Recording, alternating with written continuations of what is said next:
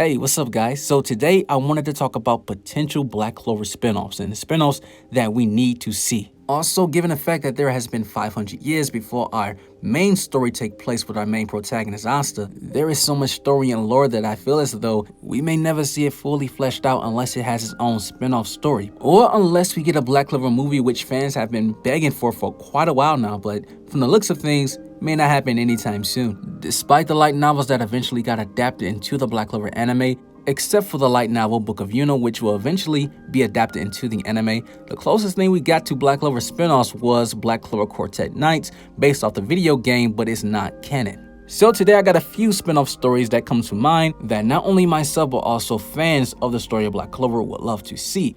First story that comes to mind is the story of Licht. And the starting point of the story takes place when he is a kid. We see his mom, we see his dad, what type of magic they had to create such a powerful child with sword magic. We see his siblings, if he had any at all. A story that takes place way before he met Tetia and Lumiere. I think that would be pretty awesome. I think it will give us a broader perspective of the hierarchy within the elves. When he was born, was he automatically deemed to be a leader of the elves? Is he a part of some royal family within the elves, like they got a hierarchy as well? Or is it simply similar to becoming a Wizard King in the Clover Kingdom, where he was the strongest based off merit alone and also power? It will explain to us why everyone followed Licht and why he was the leader. We know that pretty much all the elves like Raya, Elfana, Veto, etc. all grew up with Licht and were friends as kids way before Patri was there. I think it would be nice to see what sort of adventures they have went on as kids, what sort of dungeons they captured, battles they went on, and who made Licht's swords, because we know that Licht's magic is sword magic. The swords themselves are not sword magic, they are magical weapons, way before they became anti-magic weapons. But I believe a question like that will be answered later on within the story, because the anti-magic swords are a huge vocal point within the series, so that will be answered probably later on down the line within the Black Clover manga. However, I do have ideas of who possibly made the swords, but that's a whole different video within itself. Now, I wouldn't mind if the spin-off story of Licht goes all the way into we see Lumiere and their interactions and how they became good friends, because we only seen a few glimpses of it. It was very quick within the flashbacks, and how the romance of Licht and Tetia developed way before they got married and even after they got married. Even though we already know the ending to this story about the word magic devil manipulating everything, Zagrid was behind the whole situation, and without him, none of this would have ever happened. I think we'll even feel more sadder for the elves seeing how they got slaughtered, because we will see the relationships they built with Lumiere and Tetia and how close they were if they had more screen time and more involvement, if we seen a full story fleshed out. I wouldn't mind if it was like 5 to 6 chapters, honestly, or even a few OVAs. I think that would be pretty dope. Another spin-off story I would love to see is what exactly happened after the battle between Licht and Lumiere. What was the climate of the Clover Kingdom? How did it change the hierarchy? Because Lumiere is a Silver Million, which makes the House of Silver and the House of Vermilion a part of his family. But the House of Kira is now in control of the Clover Kingdom. How did a family that's not a part of the royal families, the Vermilions and also the Silvers, get into power? Because we know that Augustus Kira Clover, his last name is Clover, but Clover is not a household name, that is a title, which technically his last name would still be Kira. How did Akira get in power and not a Silver or a Vermilion? Or unless they got in power after Lumiere and then Akira just took over. How did that happen? Because an interview from Tabata, he did state that Augustus Kira Clover may be a distant relative to the House of Silver. But he said maybe. So he really didn't give us an answer. That is a little tricky, so we don't know exactly what that means. Maybe it will be revealed later on. But who was the Wizard King after Lumiere? There's so many questions after the fall of Lumiere and Licht.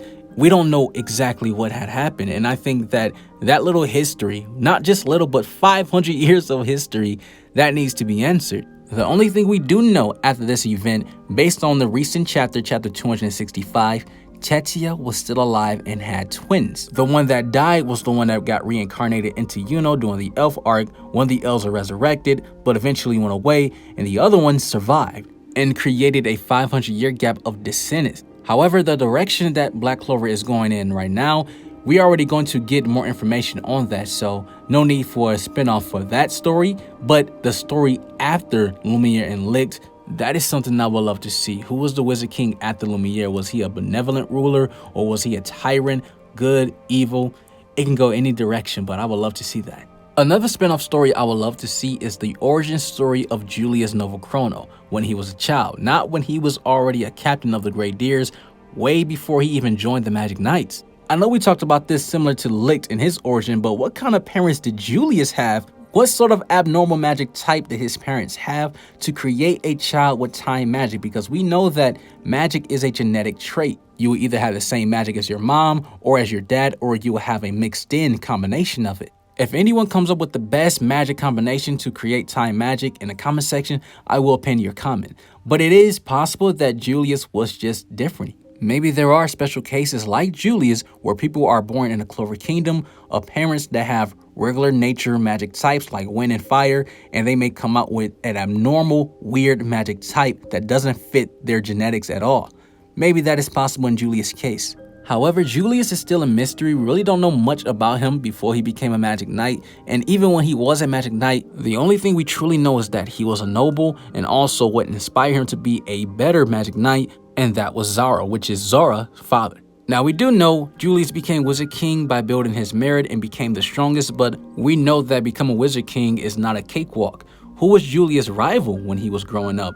We will get to see who was Wizard King before Julius was in power, and how does one actually become Wizard King just by building the merit and becoming the strongest? Do they have to fight against the current Wizard King? We really don't know. So a story focused on Julius, I would really love that. Now, this is another tie-in story to this one, but I would love to see the story of the Grenadiers when Julius was the captain, but it's not just focused on Julius, but everyone in that squad, because we realized that everyone in that squad, well, not everyone, but everyone we know so far, that team was stacked. They had Cobb of spatial magic, who was a part of the team. You had Marks with memory magic, who was also a part of the team, followed by the two vice captains of the Grenadiers, William and Yami. And then in the most recent chapter, chapter 263, we find out that the Black Bull's vice captain Noct was also a part of the Grenadiers during the time Yami, William, Cobb, Marks, and Julius was there. Now, if you follow me ever since this chapter has been revealed, you guys already know I've been pushing the idea of a Grey Clover movie. Now, the reason why I like the idea of calling it Grey Clover, because